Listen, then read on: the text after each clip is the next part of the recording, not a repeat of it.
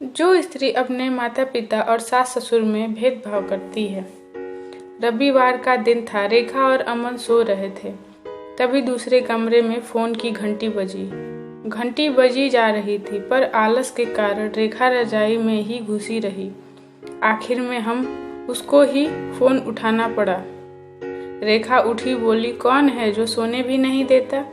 अमन ने फोन उठाया तो उधर से आवाज आई, बेटा, हम लोगों को मिले हुए बहुत दिन हो गए हैं, तो हम लोग आज आ रहे हैं। 10 बजे का ट्रेन है। दोपहर का खाना हम तुम लोगों के साथ ही खाएंगे और शाम की ट्रेन से जो 5 बजे है वापस चले जाएंगे। अमन बोला, ठीक है पापा।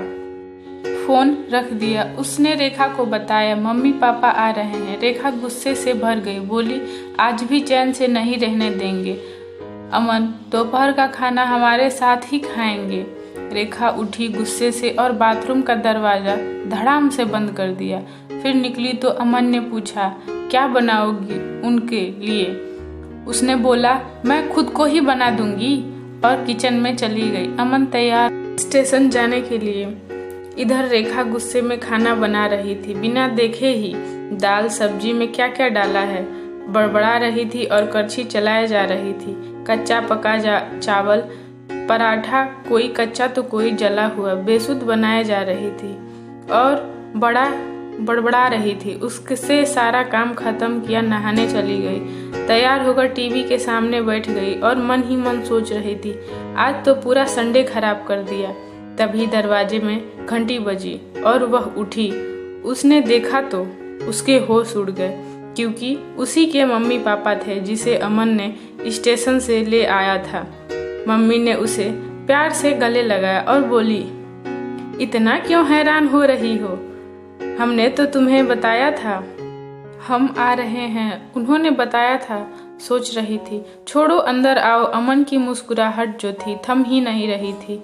फिर कुछ देर बाद बात करते करते मम्मी बोली, तेरे पापा ने सुबह से कुछ नहीं खाया है, पहले चलो सब लोग कुछ खा लेते हैं। रेखा को जैसे सदमा लग गया, क्योंकि वह वहां पर कच्चा जला हुआ पकाया था।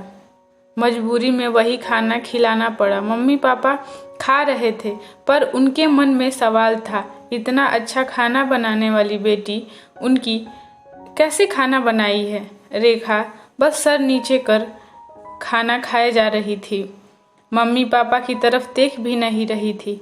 फिर खाना खाकर सभी लोग हॉल में बैठ गए।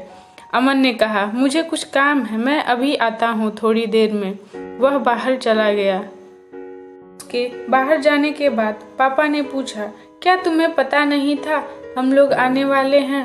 रेखा मम्मी के तरफ देखी और बोली, मुझे लगा कि वह अपनी मम्मी पापा के बारे में बात कर रहा है।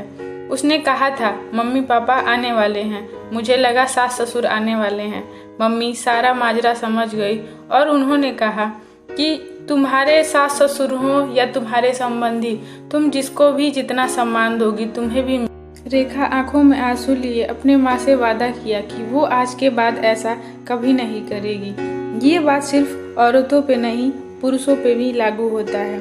अगर आपको भी ये वीडियो अच्छी लगे तो please like, share and subscribe जरूर करिएगा। Bye bye.